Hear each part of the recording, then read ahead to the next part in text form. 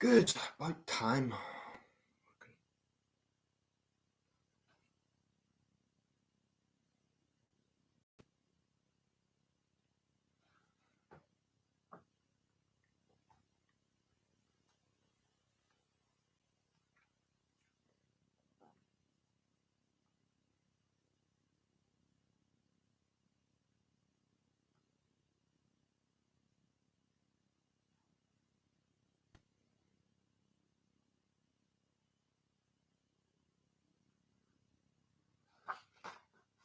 So, today's live stream, just waiting for people to come by. See how this goes.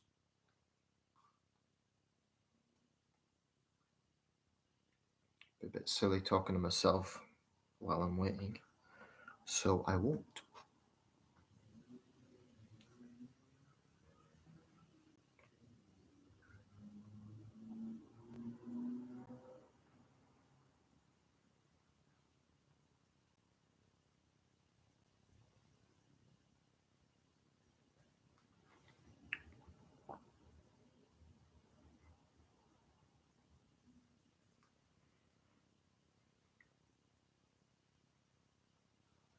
Two.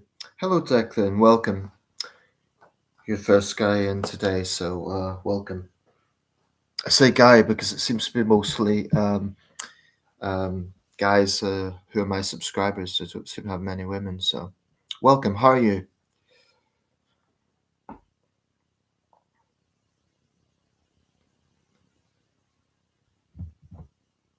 I thought this wouldn't actually start because my computer's being really slow today, so hopefully there won't be any major interference. Anyway, hope you're well, Declan. Tired, but well. I'm okay. I had 2 lessons today and just been reading a little bit. I'm okay. I've got my sleeping structure back a little bit, which is something. How about you? Have you had difficulty sleeping, or what? Have you been working today? What's the reason that you're tired? Do you know? I may have accidentally pressed a heart button there. It's just I got an antivirus thing pop up, so just I don't know if something's popped up there. So I know what it's like though, being tired on during the day. It's not much fun. On the plus side, though, I don't know if you have faith, but it's Sunday, so we could say it's a day of rest, God's day of rest. So if I'm tired on a Sunday, I always use that to justify it.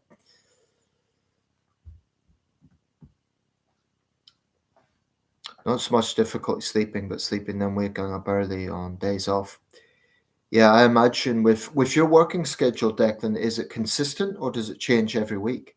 Because I imagine if your shift change, if the schedule changes, then it could make the sleeping structure a bit erratic. Oh yeah, that's so right. I think you mentioned you do go to a church. Is it far from where you live? Do you need to travel far to the church, or? My parents go to the Anglican church that I used to, but they don't have a current minister. I haven't been there for years, partly because it coincides with my lessons, and also because I don't really know anyone there. Hi, Ray, welcome. Yeah, I was at church today, different days, but time's the same. Well, I hope you get some sort of structure back, Declan. I could certainly relate to that. Hi, Nathan. You did a video on George Galloway. Do you respect George Galloway when he says and stand for, or do you think George Galloway is not a person people should not respect? Well, Ray, I would have thought it was obvious where I stood with George Galloway. I can't stand the man. Um, I think he's bad news. I think he's a moral hypocrite. I do not like George Galloway, and that's putting it mildly. Um, the reason being, he has praised foreign tyrants like Saddam Hussein, like Putin. Um, I think he's bad news. And, I also think he's a demagogue because he really stirs up his supporters, a bit like Trump does.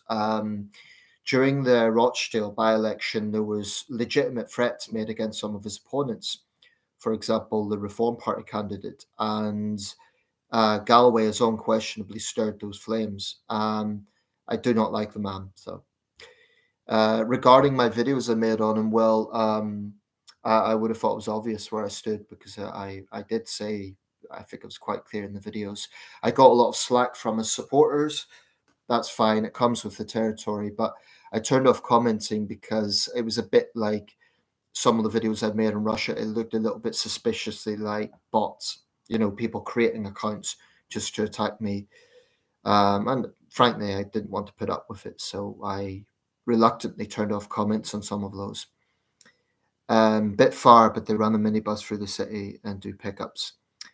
I think it's more getting light earlier now too that's waking me up. Yeah, we're getting more into spring now, so I guess that would be definitely have that effect. The other thing I would say, Ray, just on that topic, I think Galloway's influence could be overstated. He won one seat and he's making out like he's won the general election. But, I see him everywhere cropping up like he's some sort of major leader. He's one MP of one seat. I don't think we should exaggerate his influence. But I also, another thing with George Galloway, he's worked for Russian and Iranian state TV, which to my line of thinking, for someone involved in politics, that's basically treacherous because they're the mouthpieces of hostile states. So if we were at war, that would be, I think, an act of treason. I can't stand the man, quite honestly. Um, Actually, on the welcome, Toxicolic Grenade. Just on the George Galloway thing, I invited his supporters to come to one of these live streams. If they really have conviction and they really disagree with what I'm saying, I won't censor them. They could debate with me. But the thing is, I'm also always suspicious of people who come to my videos and they look like they've made up an account on the spot just to attack me rather than having an existing account. It's always a bit suspicious. Um, so, you guys know that I do have dissent. I people could disagree with me, but sometimes you also have to watch your security. Um, Centrist stream. Sorry, there's a little emoji covering your comment. Toxic. Um, Centrist stream pass. I just shit. I'm okay. Sorry, I don't know what that means. Hi there, Nathan. Welcome. Got to turn the heat off, guys. I've got my radiator going. I'm just going to turn it off. I don't want to use too much energy. I'll just be 1 minute.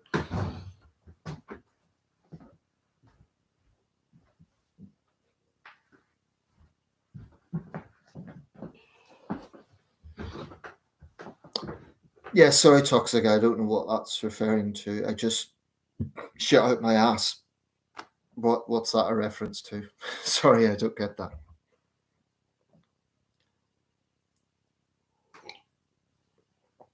You'll notice I've got a bit of a combination here. I've got green for St. Patrick's Day, but I've got a patriotic mug here of the Queen. So basically a meme song. Yeah, I wouldn't know that, to be honest. I have mixed views on memes. I think some of them can be smart and witty, but I certainly don't get into the whole meme world of things. But I will say, though, in all seriousness, shame on those who force your hand in the comment section if you know what you're talking about. Yeah, I mean, so I'm just trying. There's an emoji cropping up here. I don't know why. Let's see what's that doing, because it's covering the comments. I'm just trying to. It shouldn't be doing that. 100. Oh, right, I see. It's just given the. Okay, yeah, thank you for that. I don't like it. I don't like having to cut off comments because it does feel censorious. It feels like, and then people can accuse me of not letting them have a voice and so on. So I don't want to go down that path. But there's two things. Firstly, like I say, sometimes it looks like accounts set up solely to attack me. And secondly, as a small channel, there is frankly a mental health side to it. I don't want a situation where I'm being bombarded with abusive messages. It's not pleasant. And there are particular videos, although I have support as well. It's not pleasant to get a stream of abusive comments. I know it comes with the territory. I'm opinionating, I'm giving my views, and some people won't like it. But there are situations where I have to put my mental welfare first. So thank you for your understanding, Toxic. It's not something I want to do all the time. And, I have about 4,100 and something videos. And honestly, about 95%, 98%, I've got the comments open. So very occasionally they do force my hand on that. Hi Nathan, it's St. Patrick's Day. Are you going to celebrate it? What does it mean for you guys in your native in Northern Ireland to celebrate? Well, I've grown up in England. I always seem to reiterate that I have grown up in England, but I think about it. I always think about the day. It's not a big thing for me, but I have a Guinness that my dad got me yesterday. I've got the green top on. I'm actually going to watch a movie today. I'll show you guys. You may have heard of it. Belfast by Kenneth Branagh. Just get the cover.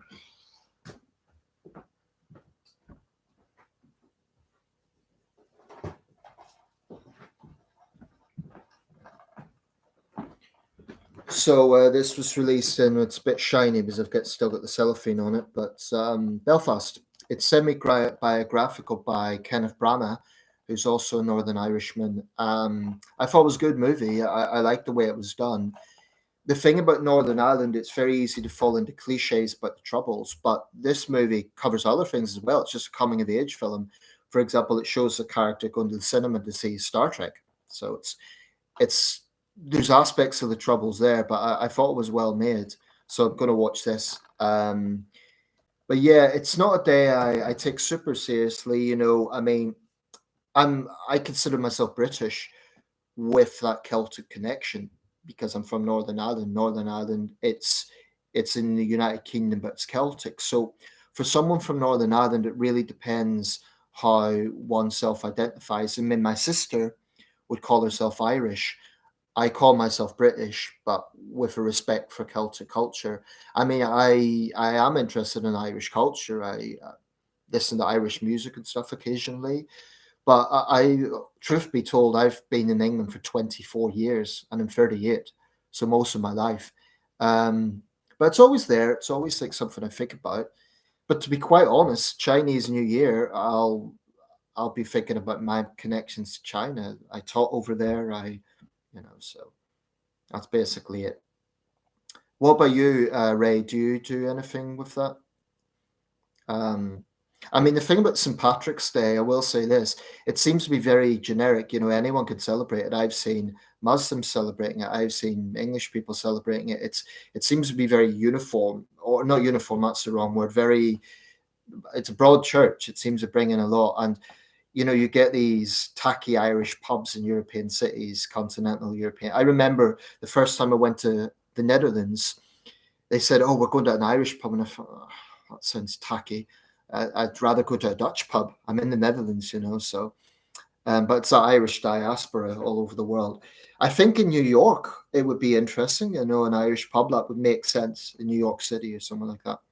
Okay, just common sense. Finally catch a live stream after being subbed for a couple of months. How are we all doing? Well, welcome, Just Common Sense. I do welcome you to the live stream. I do these periodically. I never schedule them. I never set a particular time because it is spontaneous. Um, and although a lot of my subscribers are coming in from the British Isles, there are people from other countries. I have Canadians, Turks. I think I had a Brazilian once. So that's why I don't really schedule it. But welcome. This is just an opportunity to talk about anything under the sun, basically. Maybe respond to one of my videos, ask my views on something, share your own views on something. It's just my way of engaging with my subscribers. I did say recently, I think I made a video specifically that I really can't get round to all individual comments. So a live stream is my way of connecting and saying I do appreciate the support and I'm not ignoring people's participation. So yeah, welcome. Are you in the UK? Just common sense. Are you British based? I like your username. We could certainly use a lot more of that these days. I've just read about a fish and chip shop in Greenwich in London. The council, in all their wisdom, has told them to cover up because they have it's like a fish with a Union Jack behind it, and it's like the Great British Fish and Chips. And the council, in all their wisdom, says that he doesn't have planning permission. But this is popular with tourists. It's not garish. It's just beside the fish and chip shops. It's not like it's really over people's houses or something. I think it's just an example of a local council acting ridiculous. Yeah, I'm from Norwich area. Ah, Declan, that's your neck of the woods. Another subscriber there, Declan, is also from Norfolk. I've got that right, haven't I, Declan? So yeah, both East Anglians here. So welcome. Not sure if you saw my comment video buffered then. Yeah, just sort of thing. I'm having some technical problems at the moment. So far, the live stream seems to be okay, but I'm having this space issue again. I don't understand it because I've no extra apps. I've no windows open. I've no extra photos. I don't get it. Okay, toxic. Regarding the many people despise you, George Galloway video, you're really spot on. The only part I partly disagree with is that while we all have a responsibility to vote within democratic systems, what is problematic is partly blaming individuals who get distracted by other things from voting, whether that be personal issues like funeral days. No trust in party doesn't. Well, yeah, I mean, that's a fair point. So, what I was just saying with that toxic is that if you get someone like George Galloway voted in, he gets voted in because I mean, I appreciate what you're saying. I'm not saying people have to vote Tory or Labour to keep someone like George Galloway out. I'm talking more about people who complain about it. So I'm not talking about what you're referring to, people who have genuine, I mean, I wouldn't, the last thing I'd be thinking about is voting if a relative died. So, I totally appreciate what you're saying there. But what I was referring to is people who complain about George Galloway, but then they say, "Oh, but I didn't vote." Well, the thing is, it's like I'd rather vote for someone who I wasn't overly impressed with than not vote at all and let a toxic character like Galloway get in.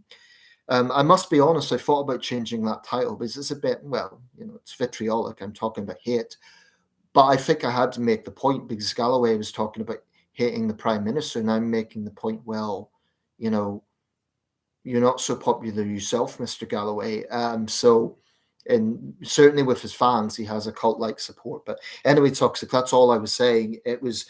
I appreciate the point you're making. It's not the top of everyone's priority, but I do think voting is important.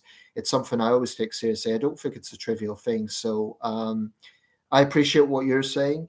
For there are legitimate distractions, but I think the thing about Rochdale, there was a low turnout, 39%. Um, I think there's always something to vote for. I mean, even if you're disillusioned with Labour, the Tories, and other parties, you could even put like none of the above or something. I think it's just the act of doing something is the key. Like the notion of I just can't be bothered. That's well, and that's what I mean by responsibility. Let's see. That's what I think it is counterproductive because there are a range of factors on why most won't vote, as opposed to those who simply won't even vote for no reason, who are not interested. But that's the thing. I must be honest. I don't understand having zero interest. I mean, I understand that not everyone's as political as I am, but anyone who has a concern about anything by definition would be political in some way, So someone is waiting on an NHS list, or they're affected by crime, or it could be something that may seem trivial to other people. There's nothing in society that isn't political in some sense of the word. So that's what I mean about people shouldn't be apathetic. But don't misunderstand me. I'm not saying everyone should be political animals. I mean, even I don't want to be thinking about it all the time. Just bear with me. There's a lot of comments coming through here, so I'm just trying to catch up. Yeah, I need to scroll back a bit. So just guys, just stop commenting for just 1 second because they're coming through fast here. I mean, I like the comments, but they're coming pretty fast. Let's see here. Toxic, I'll just finish your comments first. No, I'm not saying I'm making any sort of demands, but the suggestion would be to correct the record regarding the video. I won't do that with all due respect, Toxic. I'm not going to self-censor. I say what I say, but I'm telling you now that that's what I meant. I just think that if people complain about something, then they should do something about it in the sense of voting. I'm not saying everyone should stand for election, but I do sort of think. I mean, I get the argument, people say, well, nothing ever changes. Well, all I'm saying is do something, a petition, even upload a video like I'm doing, just something. I think complaining in of itself isn't really productive. I do understand political apathy, so I'm with you on that. I do understand that. But in terms of setting the record straight, to be honest, I could spend a lot of time setting the record straight because people have disagreed with something I've said or misunderstood something I've said. I think it would just be energy consuming. So I'm not going to do that with all due respect. But I appreciate your feedback. But I'm telling you now that's what I'm talking about. That if people complain about something, at least be productive. I mean, goodness knows I complain about things, but my way of doing something about it is by airing it in these videos or signing a petition. Like the other day, I don't know if you guys saw, I made a video about the men who'd been falsely imprisoned, and they were asked to pay bed and board, which is a disgrace. So I signed that, I shared it, I tried to do something productive. It's minor, but better than nothing. So yeah. But it's like the same thing. I don't generally do video requests simply because it would start to feel a little bit like autocue, like, okay, I need to read from a script or something. I really, really want to make this channel as natural as possible, which to me is speaking from the heart, speaking of my convictions. And, if people misunderstand, that's not something I could lose a lot of sleep over.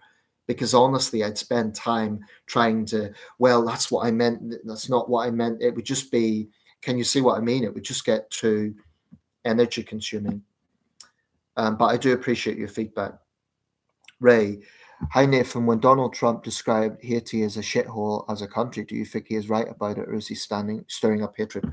Well, here's the thing. Haiti is not a fun place. It's a country that gets a lot of negative news, natural disasters, rampant crime. It's basically governed by gangs these days. It's a dismal place. Let's be honest about it. It is probably one of the worst places on earth right now. So technically, I suppose we could say Trump was right. It's a shithole. The problem is, or the issue is, Donald Trump was speaking as president of the United States.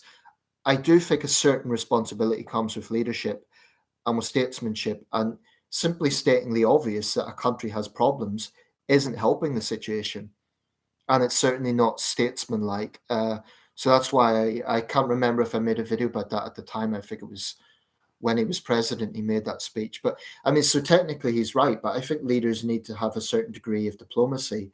A lay person could say that, but a head of state, I think, should be a bit more diplomatic. He could have said, for example, Haiti is a country that has many problems, but calling it a shithole country, who does that help? Doesn't help anyone. Just common sense. What's your opinion on the SDP? I really like them. They are centre, left, and right on social issues. I find them a better option than reform. SDP? No, just correct me if I'm wrong here, but SDP, I'm thinking of the party in the 80s that sort of formed when they broke away, when Labour had the splits, and there was the old Liberals, and the SDP then formed to be the Liberal Democrats. Are you talking about that SDP? Or is this a contemporary reincarnation of the SDP? Apologies, I'm not quite following there, because my interpretation was the SDP was an 80s party. Maybe I'm more out of touch than I realize. Yeah, so if you could just clarify that, I mean, I'll be honest right now, I'm politically homeless. So this is where I do agree, Toxic. I do understand why people get disillusioned. There's no party I'm totally on board with at the moment. Let's see. Declan, what is my opinion on Tommy Robinson and Paul Golding, etc.? I'm not a big fan of them. I mean, the thing with Robinson, which isn't his real name, everyone makes that point, it's not his real name. I'm less interested in the fact he changed his name. I'm more interested in what he's talking about. Robinson fills a vacuum. He talks about things like the grooming scandal, Islamism in this country. They are legitimate subjects. The thing about Tommy Robinson, he's basically a former football hooligan. I mean, that was his past. He's a bit of a shady character. Paul Golding, I wouldn't give the time of day. Britain First is a far right party. I would not give them the time of day. The point I've always made, the left have to understand that when they sort of scorn at people's concerns about immigration, about issues associated with that, then people will gravitate to those sort of forces. Now, do I think that Tommy Robinson is the same level of threat as Islamism? Absolutely not. Tommy Robinson's vocal. I don't always like the way he goes about things, and I do not like Britain First. The other one, England, whatever they were called. Going down the street and shouting England and so on. It's just there's a sort of football casual image to that I do not like. I can see the controversy around them, but I think the left is wrong to say that, for example, Tommy Robinson poses the same threat as ISIS. I think that's nonsense. Um, I don't really like the way he goes about things. Is he a racist? Well, the point they would make is they have Indian supporters and so on. But I do think, you just have to go back a few generations and they'd be the National Front. So I really would be careful with people like Tommy Robinson and particularly Paul Golding. I know the guy that assassinated Joe Cox shouted Britain First when he done it. That's not to say he was a paid up member of Britain First. They condemned the attack, but I would be very careful with neo-nationalist groups or blood and soil nationalism. I've always been wary of that, definitely. I remember in the 2000s, the BNP was still a force. They're defunct now as a party, but they were quite strong in Sunderland. And there was an Iranian asylum seeker who was murdered. And that was definitely partly as a consequence of their actions. So I certainly don't think that the hard right or the far right is non-existent, but do I think they're the same threat as Islamism? No. And I think that when the left ignores these problems, then obviously the vacuum is filled. Obviously, if the mainstream ignores a problem like the grooming gangs, which was a serious, serious crime, then they're going to fill it. Toby Robinson's going to interview the victims and he's going to fill that vacuum. And who can say that that is technically wrong because they were ignored?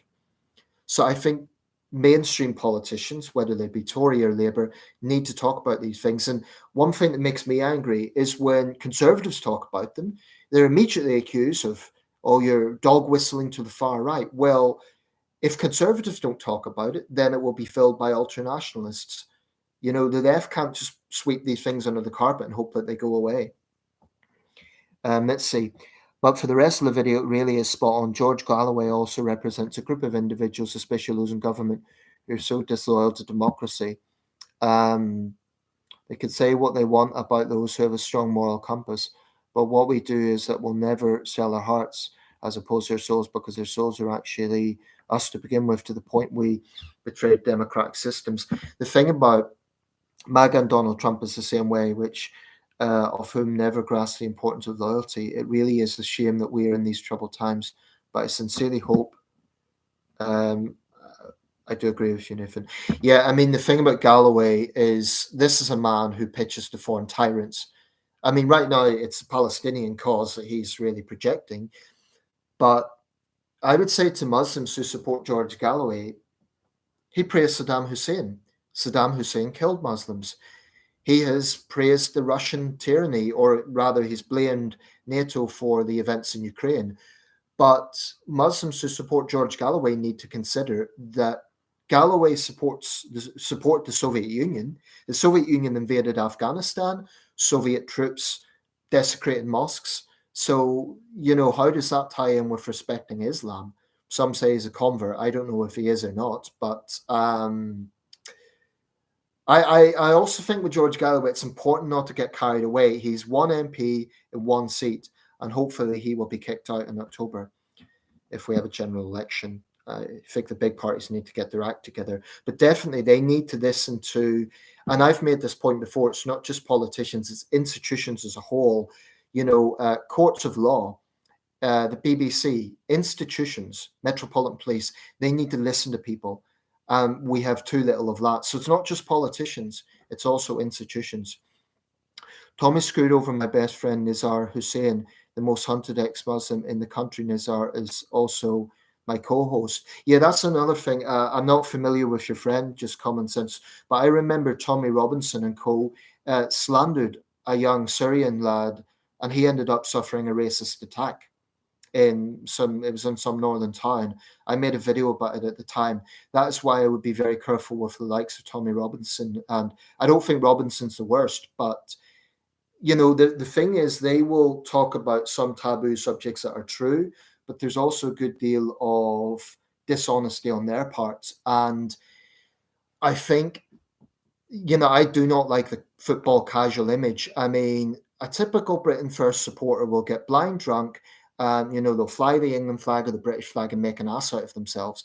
The thing is, behind that anger, behind that stupidity, there is some legitimate concerns, but it's just the I don't know.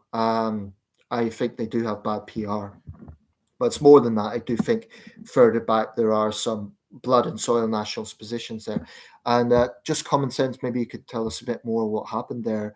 Nizar Hussain, I must admit, I don't know the guy. So you mentioned he's your best friend. Yeah. Ray, hi Nathan. Have you heard of America's open borders to illegal immigration? How does America have the same problem as Britain with illegal immigration? I thought America would be tough on immigration. Well, it's important to remember the American culture and history. It's a country that literally is built by immigrants. I know that when Biden was making the State of the Union, there was something came up. A young woman had been murdered by an illegal migrant, and Republicans had made a big thing of her death. They effectively exploited it. That awful woman, not Michelle Joy Phelps. Apologies to Michelle Joy Phelps. She's a boxing journalist. I mean, the other one, Marjorie Taylor Greene, that's her. Um, Trump's mouthpiece. She was, really exploiting his young woman's death. Now, Biden turned to the family and said he was heartbroken, and he did pitch that. What I thought was absurd was there was Democrats who criticized Biden for talking about an illegal migrant, whereas they prefer to call them dreamers. Well, my view is every country in the world has a basic right to have some security on its borders, including the United States. The US today, it's 330 million plus people. It's still a lot more sparsely populated than Britain, but there is a problem on the southern border. There is, infiltration there from Mexican cartels. This directly affects people living in border states like Arizona, Texas, and so on. In fact, I'll just show you guys the cover of The Economist because it was focused on this issue. Just give me 1 second.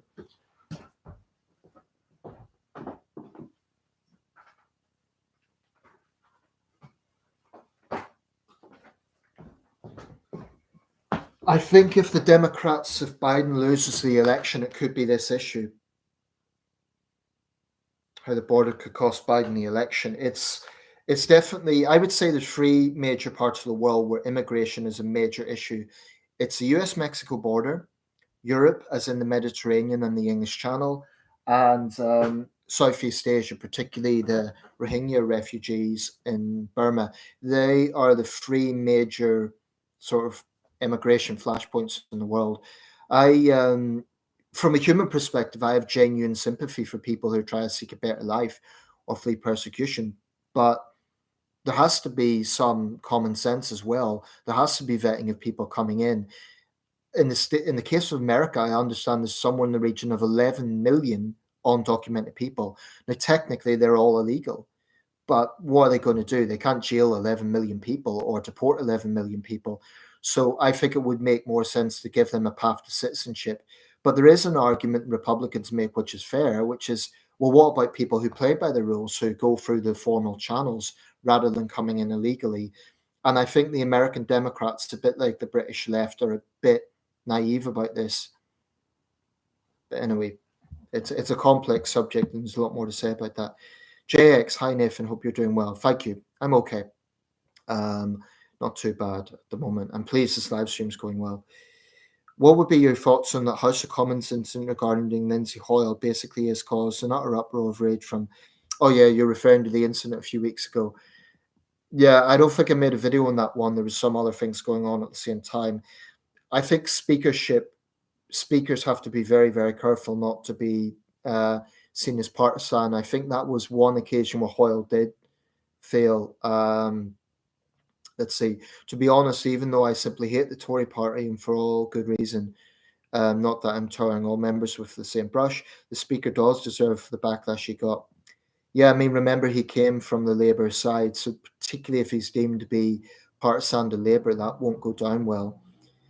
I really dislike Lindsay because not only is he politically correct control freak, but from my observations, he comes off as arrogant, obnoxious, prideful, and extreme in his views for the sake of protecting MPs within Parliament from harassment. The thing about Hoyle, I remember when he first got in, people said, "Oh, well, it's refreshing. He's got a northern accent. He's kind of a working class parliamentarian." But I agree, there is something about Hoyle that can seem a little bit um, self-righteous. The thing is, though, to be speaker, you need to be tough. You need to have tough skin, and I think it would be impossible to please everyone at once. Any speaker is going to have controversies. So I'm not defending Hoyle. I recognize some of what you're saying, but I do think any speaker is going. I think it's a very difficult job. I think it's one of the hardest jobs in politics because you're basically a referee for two major parties, plus the other smaller parties. So I don't think it's an easy job. Not to mention, he is the same person who goes out of his way to kick people out for speaking the truth, like the time someone calls Boris Johnson a liar for misleading the House. Yeah, I mean, this is the thing with our Parliament. There's parliamentary language and there's procedure and so on. I actually think maybe we should have a little bit more raw politics. That is to say, I think we have to remember politicians are elected by the people, so they should, in theory, be airing the views of the people. Now, Boris Johnson is a liar. That's categorically true. It's been proven. Technically, that MP would have been breaching parliamentary procedure, or not procedure, but etiquette. I can understand the case for not turning it into a free for all, because otherwise it would just be a shouting match, and it would end up like those American town halls where everyone's just yelling at each other.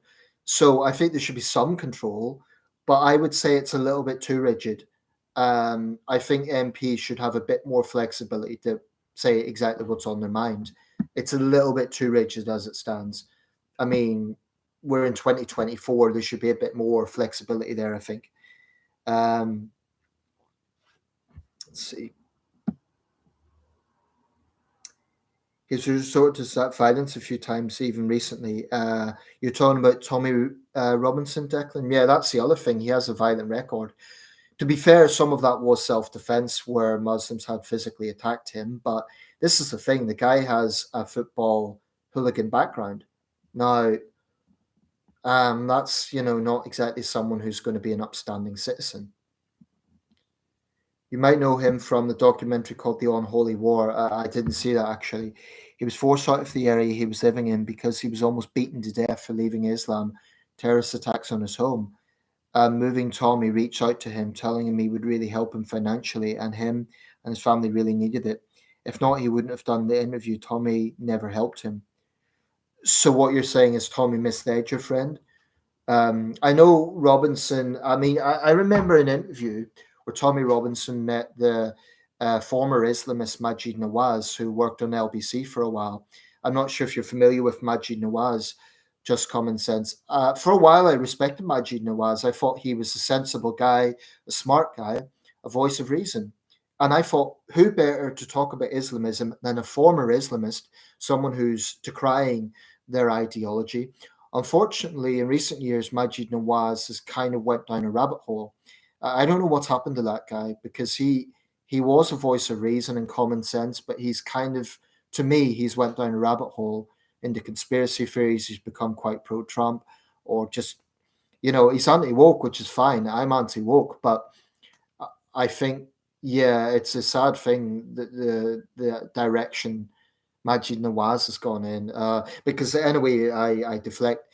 He had an interview with Tommy Robinson. They sort of agreed that they had some common ground, but then it kind of phased out a bit. So what you're saying, just common sense, is Tommy misled your friend that he was going to help him out? Or I don't know where Tommy claims he can help him financially. I don't know how wealthy Tommy Robinson is, but yeah. That's it. Yeah, just commented. He basically, I knew him a bit as a commentator and activist, and yeah, he was an LBC presenter for a while, but he started like his Twitter account started getting into conspiracy theories and just, I think, unfortunately, went down a rabbit hole. It's a great pity because he was a voice of reason and he was pretty centre ground, but unfortunately, he went down a strange path. Let's see. Hi, Nathan. I don't think anyone could beat George Galloway in a debate, not even Piers Morgan. Don't think there's one person who could beat George Galloway in a debate. Well, this is the thing. Every demagogue has skill. I'll give George Galloway that. He is quick on the mark. He knows how to debate. I don't think he's right, but he's skilled. He knows how to do it. There was a time he was talking to the Labour minister. I think it wasn't Claire Short. I think it was the Home Secretary at the time, actually, Jackie Smith, or former Home Secretary, and he was really lambasting her and Blair for the Iraq War. Well, if I were her, I would have turned that right round and said, I won't take lectures from you, Mr. Galloway, when you met and praised Saddam Hussein. And Galloway, he's lied about it. He claimed he was talking about the Iraqi people, but that speech, he clearly said, you, sir, in the singular. That's not talking about the Iraqi people. That's talking about Saddam personally. But I think you're right, Ray. Unfortunately, I think he is a skilled debater. Clearly, he's got something. I cannot stand the man. I think he's bad news, but I can see why he gets support. He's a rabble rouser. He's like any demagogue. He knows how to stir people up. So that's yeah. I mean, I often wonder, if Galloway visited Sunderland, would I be tempted to heckle him or confront him? But actually, to be quite honest, I wouldn't do it for the sake of my safety. I wouldn't put it past some of his supporters to be physically violent. During the Rochdale campaign, they threatened the Reform Party candidate and his campaign staff, which is a disgrace. When Galloway was asked about this, he just dismissed it. He said, "I've got a thumping election victory. Let's talk about that." So it shows his utter lack of statesmanship as well, that he couldn't even condemn that. I think it will be hard to beat Galloway, but remember, he's been an MP 4 times in different seats. He's a maverick. He's not someone who's going to make a massive influence on British politics, but he has a spark, and he gets attention and headlines for a while, and then hopefully he'll be kicked out in Rochdale. I really hope so, because I think Galloway is bad news. I wouldn't be surprised if Russia's had involvement. I'm not saying Russia has set him up, but he is exactly the sort of person that Putin's regime would look to kind of divide and just stir things up domestically. Boxes within each rooms of his apartment. Sorry, I'm sort of following on for previous comments. Yes, he did mislead him.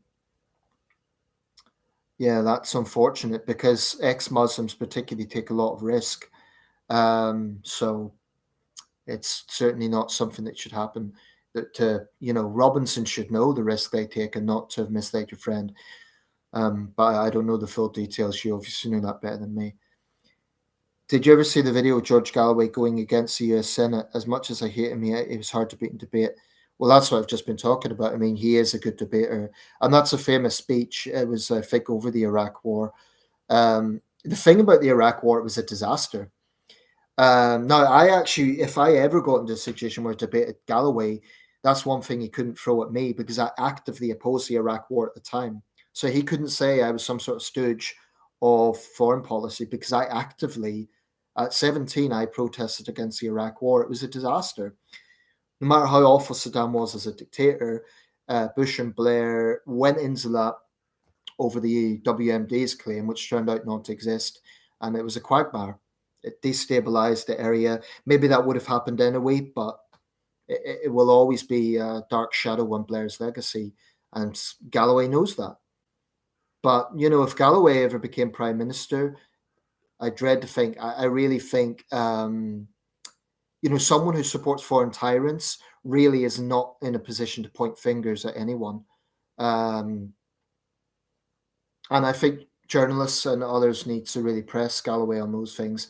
But the man's profoundly arrogant. He just talks down to people and he denies his past. I think I can't stand him. He is one of the public figures I most have contempt for, to be quite honest. And you're right, Declan. He is a good debater, and that's just unfortunate. I mean, Trump is the same. Not, I don't mean a good debater, but he's good at capturing an audience. They're demagogues, and this is what demagogues do. They feed into the fears of their supporters. You know, they prey into those fears. And I'm not saying that mainstream politicians shouldn't talk about those. They should, but what demagogues do is they manipulate it in a certain way where they will only talk about those things. So let's see. Okay. Sometimes there's a little pause as new comments are coming through, or let's see here. What's the situation with your friend now? Just common sense. I hope he's safe at the moment. I assume he's had threats from Islamists. I hope he's in a better position now, whatever the situation. Because this is the thing about Islamist ideology. It isn't just, you know, non-believers like us who are threatened. It's also Muslims, moderate Muslims and ex-Muslims who get threatened by this ideology. I wouldn't be at all surprised if Galloway has Islamist supporters. I remember when I made that video, one guy said, oh, you think 2 billion Muslims are your enemy? No, I don't. Firstly, there isn't 2 billion. It's about 1.4 billion or 1.5 billion at most. But, you know, there's that combination of extreme intolerance, but also this sense of victimhood. And that's a toxic mix. When you get any ideology that's based on a sense of victimhood combined with violence, intolerance, and that sort of extreme religious dogma, then it is incredibly dangerous. So when Lee Anderson spoke out against Islamism, you know, he was pilloried. I guess the mistake he made, as the Times editorial pointed out, his mistake was to use the talk of the pub rather than, you know, the language of a parliamentarian. But I don't think he was entirely wrong. I do think Starmer and Khan are two. I don't think they're Islamists, but indeed Sadiq Khan himself has been threatened by Islamists. But I think they are soft on Islamism, and I think they're politically correct. They won't talk about the subject, which is pathetic. Did you ever see the video of? All right, sorry, Declan, you've just asked that. He's good at getting on with life and him working together on a podcast. George is once his MP. Nizar tried to talk to him and turned his back on Nizar. You mean George Galloway did? Wouldn't it all surprise me, because Galloway is very good at pitching to his audience, but you know he wouldn't. I wouldn't be surprised if George Galloway censors those who don't agree with him. I mean, he can't practically do it to everyone, but I have, I wouldn't say a close friend, but I know him, Benedict Rogers. He's a human rights activist. And Galloway blocked him some years ago over, I don't know what the difference of opinion was, whether it was Russia or China, but it just goes to show Galloway's a human rights hypocrite. Yes, it was Galloway. I know he's had several different seats. It was Bradford West. I assume that's where your friend lives. Bradford West, obviously Rochdale now, and he had 2 other seats. I don't know where he represented when he was a Labour MP. Like I say, though, I think there's a risk of overstating the importance of Galloway. Remember, we have 650 MPs. He's only one. He's not a government minister. He's one MP. There's limits on what he can do. He can, you know, mouth off in Parliament, but I think he's a maverick. And I think I actually agree with Jacob Rees-Mogg, although I don't like him. Why is it so much attention's given to Galloway? I mean, I'm guilty of that myself. I've spoken about him, but I think we also have to consider that he's maybe not as influential as people think. I mean, getting, what was it, 12,000 votes and a 39% turnout in one seat is hardly earth-shattering. Let's see. There are interesting YouTubers on here too, both left and right, like a different bias. Mayar Tulsi, Jeff Taylor, Paul Joseph Watson. I'm not familiar with Jeff Taylor, but I know Mayar Tulsi and Tulsi and Paul Joseph Watson. I'm not a huge fan of either, I have to say. Although I don't want to be a hypocrite because that pianist in London who was harassed by the Chinese nationalists, I did use to see source for that. He done a bit of background research on them. One of the girls is connected to a Confucius Institute. The guy Newton Leng definitely has got some dubious connections. So I will say this, I will sometimes use sources, newspapers and outlets that I don't entirely agree with. Because if I had an echo chamber, if I just use sources I agree with, then, that wouldn't be very practical. Paul Joseph Watson, I do not trust the guy. I mean, his connection to Alec Jones says everything. I just think he's a mouthy conspiracy theorist. I mean, he pitches to a lot of the anti woke stuff, fine. But yeah, I don't like Paul Joseph Watson. I think he's kind of the Robin to Alec Jones's Batman. And I don't get a good vibe from the guy. Jeff Taylor, I'm not familiar with, to be honest, Declan. I don't know him. I must admit, there's not that many individual YouTubers I follow. It's more channels I follow, and it might surprise you guys, but it's not political stuff. It tends to be like WrestleLamia, which is a wrestling channel, or Rainy Day Boxing, which is a boxing channel, or sometimes just documentary type channels. I don't really follow individuals that much. Maybe I should. Maybe I should do that more. I did agree with Paul Joseph Watson on COVID video he made about fear mongering when Omicron first came out. Yeah, I didn't see it, but the thing is with anyone like that, I mean, I'm the same in the sense that I won't look at someone like Paul Joseph Watson and say, "Oh, I totally disagree with everything." Definitely, there'll be hell. There's probably even something George Galloway said over the years that I agree with. I will say one thing for George Galloway. He he supported the Union when Scotland tried to be independent, or when the Scottish Nationalists rather pushed for that. He was one of the signatories to a letter to keep the UK together. Ironically, it's probably the only time I've ever agreed with George Galloway, but his reasoning for that was international socialism rather than any sort of British unionism. Um, but yeah, I mean, anyone you like that, you're going to find. I'm sure I could look at anyone I've criticized and find something in a blue moon that I agree with them on, but that still doesn't mean that I'm going to endorse them or think that they are promoting an overall good message. I certainly have trust issues with Paul Joseph Watson. But Declan, like I say, I'm sure he I didn't see the video, but I do think definitely with COVID, I'll just say this. I've seen some scientists have sort of suggested we bring back face masks and so on. Absolutely not. Absolutely not. I think any aspiring government, whether it be Keir Starmer or in the unlikely event the Tories win re-election, I think they should robustly flatline refuse that because, with all due respect to these scientists and medical people, they're only thinking about the sort of health situation that they're following. They're not thinking about the effect on people's business, on their mental health, on all sorts of things. Mask wearing isn't natural. It may be common in the Far East where cities are polluted, but in the Western world, that is not normal and it should not be normalized. I personally don't like masks. I find them uncomfortable. I wore mine because it was the law and because at the time, I thought, okay, well, we're in a deadly pandemic. It's an emergency situation. But I definitely think any return to mask wearing, I don't know if there will be riots, but I can't see any. I can't see Starmer risking angering the public by introducing something like that. And actually, the science isn't clear that it makes much of a difference. So I would say if Paul Joseph Watson was talking about scaremongering, then yeah, he has a point. But for me, the problem with Paul Joseph Watson is his connection with that lunatic Alex Jones. Alex Jones is batshit crazy. I've absolutely no respect for him. I mean, the way Alex Jones smeared victims of gun violence was disgusting. Let's see, boxes within each rooms of his.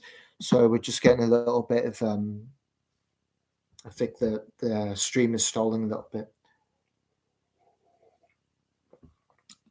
A different bias is more left, and he makes a lot of videos against Brexit. Against Brexit. Paul Joseph Watson's against Brexit. I must admit, I'm surprised by that. Paul Joseph Watson. Oh, sorry, are you talking about Jeff Taylor or Paul Joseph Watson? Hi, Nathan. What do you think of Lee Anderson joining Reform? He's a very controversial character. Um, that's the thing. Is he that controversial? I mean, he's been portrayed as controversial because of his comments. I did make a video on Lee Anderson, so feel free to check that out. And I robustly supported him. I think maybe at worst his language was a bit clumsy because he was basically saying two rival politicians, as in Keir Starmer and Sadiq Khan, were controlled by Islamists. Now, Khan and Starmer would have a right to say, wait, hold up. That's, you can't say that about us. And they could threaten to sue him or something. But the big problem I had with the whole Lee Anderson story was how it was portrayed to be Islamophobic and absurdly racist. There was absolutely nothing racist in what he said. He was talking about an ideology, not a race. I thought it was utterly pathetic how the left jumped on that bandwagon and said, oh, this shows the Tories have a problem with racism. Well, the more recent example, that donor who made racist comments about Diane Abbott, is a more apt example. Lee Anderson joining Reform, I'm not at all surprised. Anderson's a bit of a maverick. He started off in Labour, then went to the Tories, now he's in Reform. So some will say he's self-interested, and maybe there's some truth in that. But I think many Tories were angry at Rishi Sunak for throwing him under the bus and, suspending him in the way that he did. But I think Sunak done that because he wanted to show Labour, oh, look, we're tackling this. But I do not think what Lee Anderson said about Islamism is in any way comparable to any sort of racist comments. So, yeah, I defended Lee Anderson's position on that. I think maybe it was a little bit ham-fisted the way he said things, but I don't think he was entirely wrong. I do think Starmer and Khan are soft on Islamism, maybe not controlled by Islamists, but I think they're soft on the subject, and that is a serious problem. Let's see. Is Alex Jones a bloke who just makes up conspiracies about Sandy Hook? Yes, he's kind of a slightly chubby guy, bald head, middle-aged, very mouthy. He's always spouting off. He's from somewhere in don't know if it's the Midwest, probably more like the South. Is a ghastly character. He actually claimed that the parents of the Sandy Hook massacre, were crisis actors, and he constantly smeared them. I think he's a piece of shit, to be quite honest. Sorry to be blunt, but that's what I think of him. Horrible character. He has, unfortunately, a lot of influence in the sense that his channels have millions of views, but he ended up becoming bankrupt because he had to pay out to the families. And I think that's totally justified, because his smears against them had actually led to some of his nutty supporters attacking those people physically, making threats against them, physically attacking them. So, yeah, that's Alex Jones. Awful character. He actually makes Trump look moderate. Let's see here. Now, a different bias is a guy called Phil. A different bias in his channel name. Phil Moorhouse. He's a Labour supporter but dislikes Corbyn. Alex Jones is from Austin, Texas. Thanks, Welsh Punk. I wasn't entirely sure. I thought it was somewhere in the South. I just couldn't be sure about that. Hopefully his influence has declined now that he's bankrupt. But it's entirely of his own making. I mean, you can't just smear people with false accusations and not expect some sort of... I believe in free speech, but I don't think you could just make up lies about people and encourage your supporters to attack them. That isn't free speech. That's inflammatory.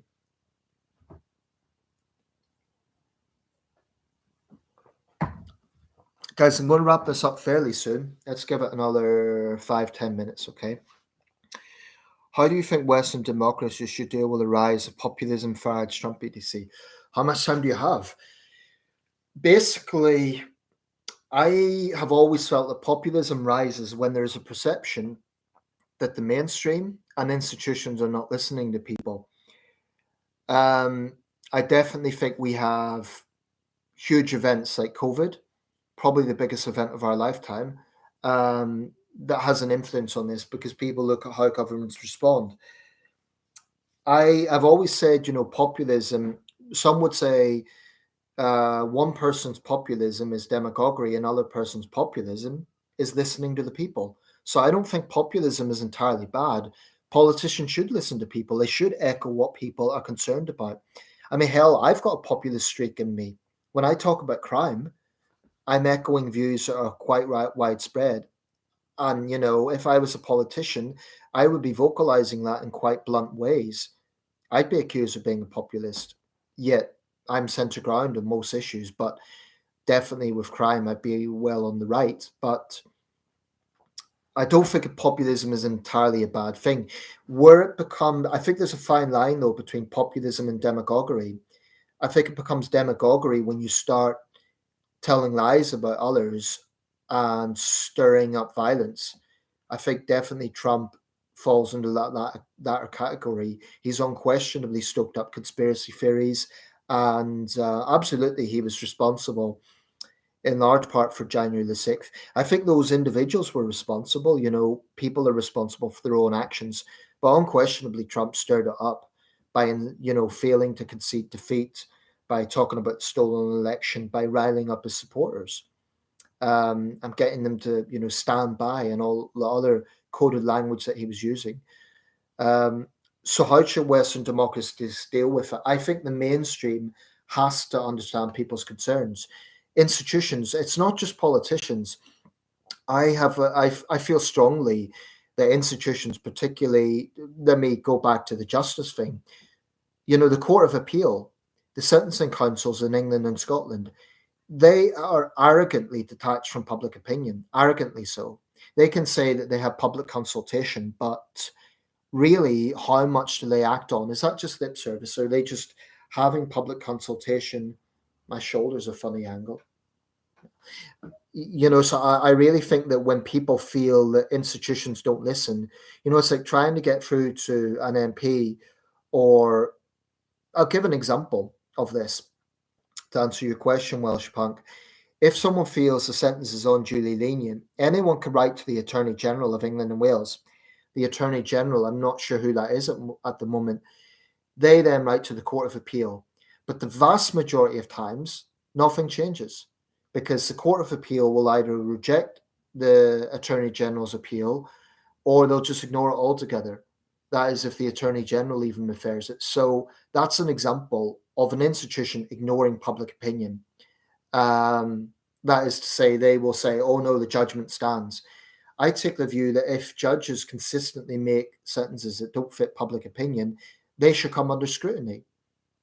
They're in a position of power. In this country, they're not elected, but they should come under more scrutiny, I think. So to answer your question, Welsh Punk, I think institutions, not just politicians, institutions need to listen to people.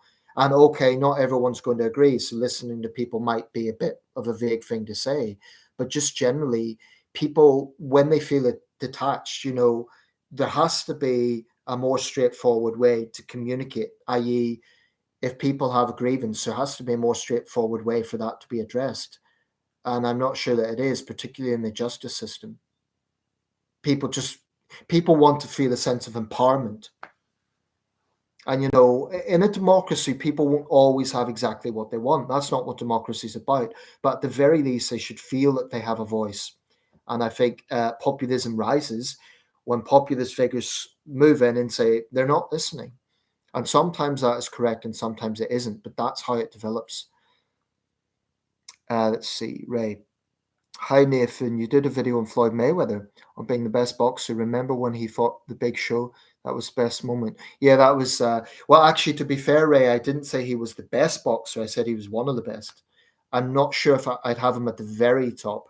That's probably Sugar Ray Robinson, but I honestly think Floyd Mayweather Jr. would be in the top 5. Yeah, and I'm a Pacquiao fan saying that. But yeah, I know that not incident, the wrestling gimmick where he fought the Big Show. I don't know if I've actually watched the match, but I definitely know what you're talking about. Muhammad Ali fought Antonio Inoki, the Japanese wrestler. Generally, I'm not a fan of crossover sports like MMA guys fighting boxers or boxers fighting wrestlers. I think it's a bit of a gimmick. I'm not a fan of it. Carl, welcome. Have you watched the thick of it? No, I haven't. I'm familiar with it, but I haven't watched it, to be honest. Welsh Punk, do you think that the Tories will shift further to the right after the election? I think they'll be forced to react to whatever success reform gets. Now, reform is not going to, they're going to be kingmakers in the sense they'll take votes from the Tories. There will be some Tories who are angry with reform. They'll say you're just splitting the Tory vote. I have to say, here in Sunderland, the Tories might do actually quite well. I'll show you the headline from yesterday. Just bear with me a second.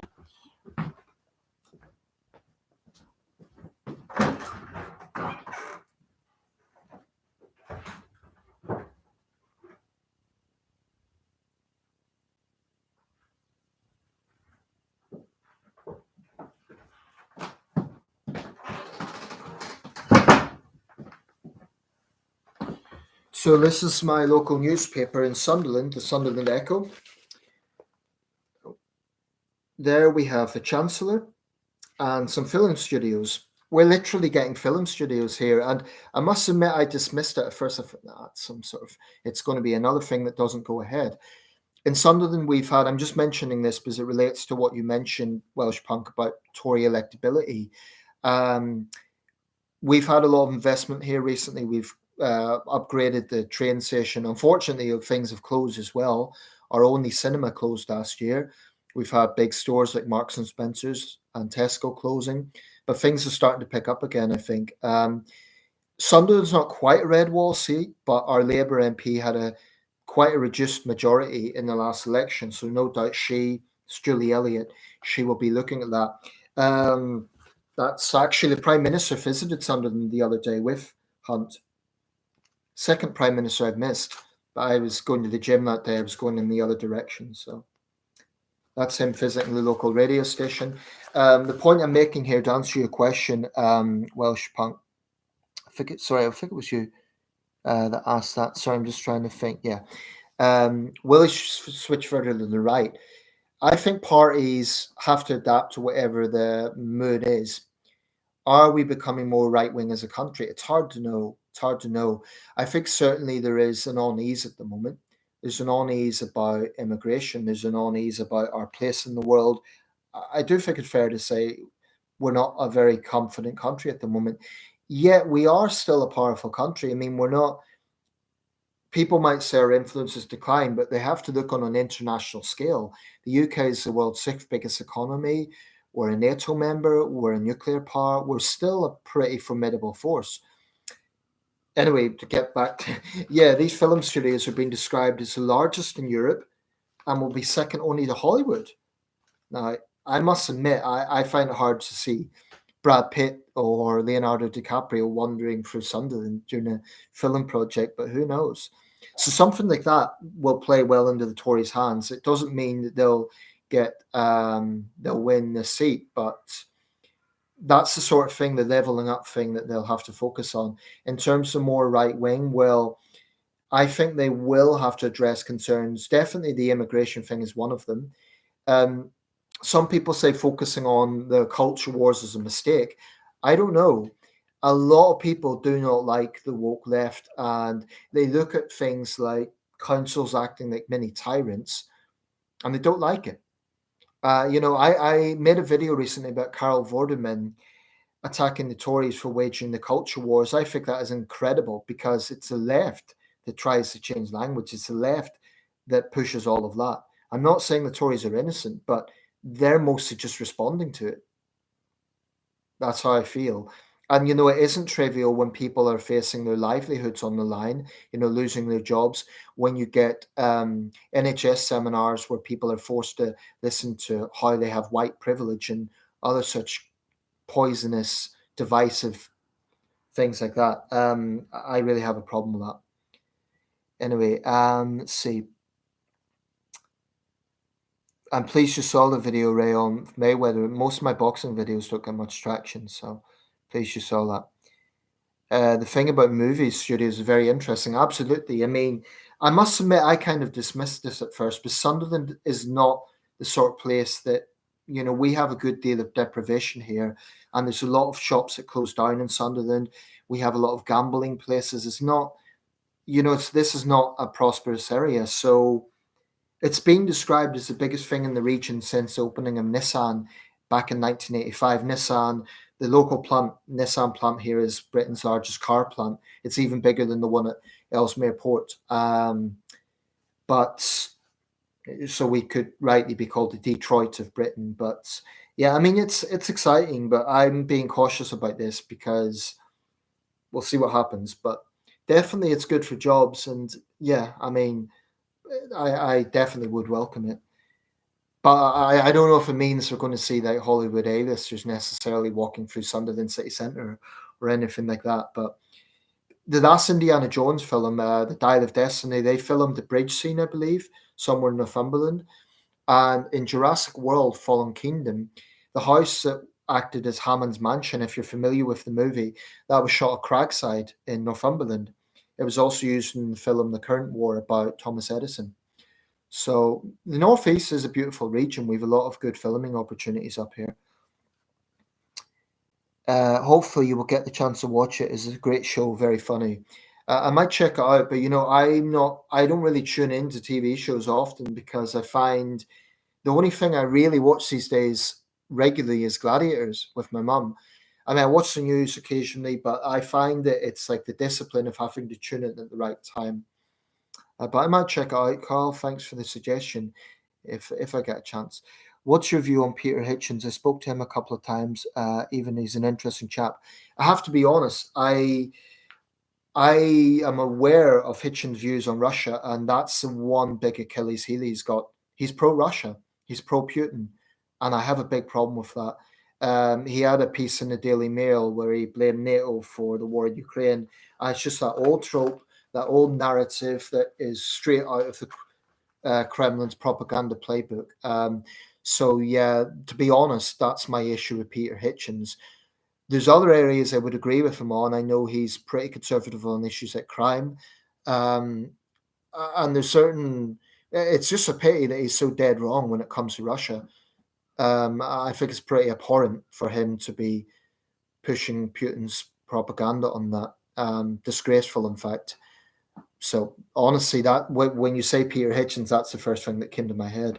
But I'm sure there's areas I'd agree with him on as well. Um, and you actually spoke to him. I've met a few prominent people. I met Gordon Brown when he was Chancellor. He opened a kind of trade union hall up here. I met George Osborne, another Chancellor. He was making a speech, and I chatted to him briefly at the sandwich stall. I've met politicians on left and right. When I was a member of the Liberal Democrats, I met their former leader, Sir Menzies Campbell. I didn't meet Kennedy, but I met Sir Menzies Campbell. So yeah, I've met a few prominent politicians. Let's see, Gladiators dolls have booing and cheering too from studio audience bullies too, unfortunately. It's interesting, Toxic. I was thinking about this recently. Yes, but I have to say I think it's more manufactured than Britain's Got Talent. Let me explain what I mean. And I'm not disregarding what you're saying, but if you have, for example, someone like Viper or Legend, that's clearly scripted, right? They're clearly playing to the crowd. So, playing the villain, that's clearly scripted. Um, I find that the audience is far more supportive of the contenders than they are on a show like Britain's Got Talent. Now, there is that thing they do. I don't really like it, like another one bites the dust, when they fall down.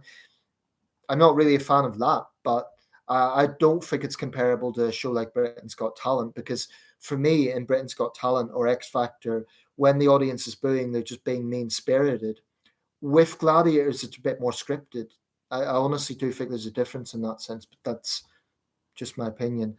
Um, no need to apologize. It's just that's my opinion. I think in the case of Gladiators, it's definitely more scripted. With Viper and Legends, no question about it. Someone has. I don't know if you watched the show in the '90s, but it was the Wolf Man, right? Wolf. Well, he played to the crowd. That's exactly what Viper and Legend do.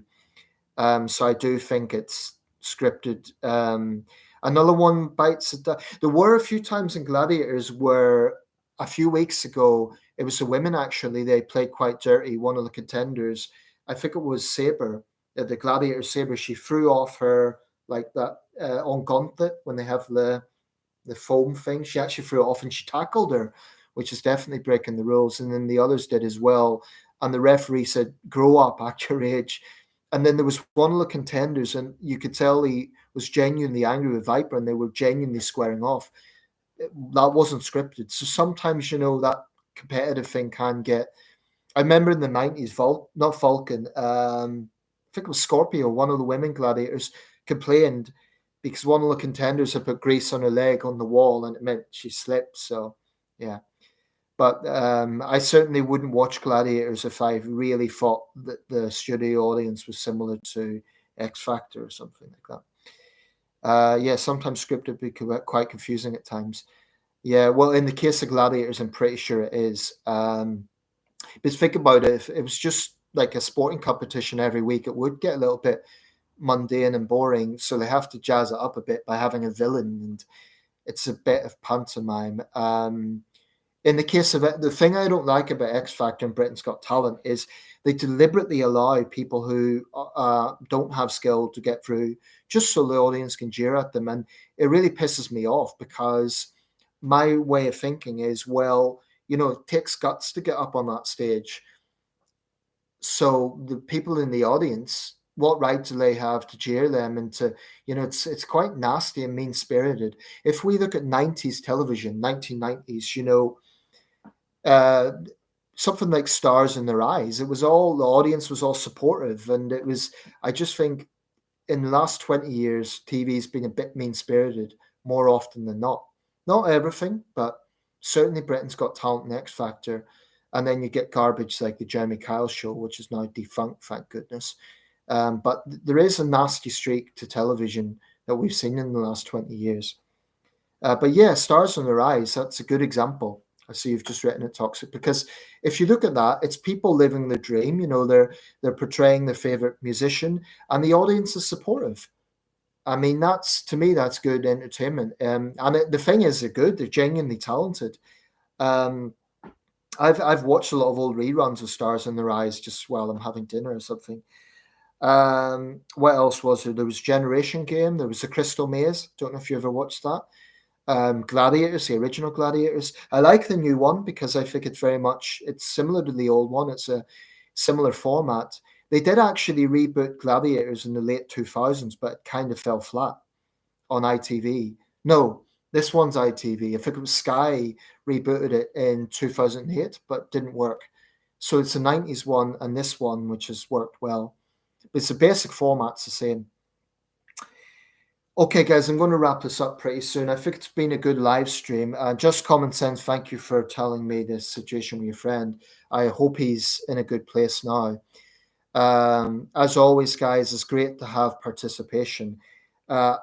One thing, I may not be uploading a video for a while because I'm having some serious space problems at the moment. I don't know what it is. I've limited apps. I have no photographs. I don't know what's taking up space. Very frustrating.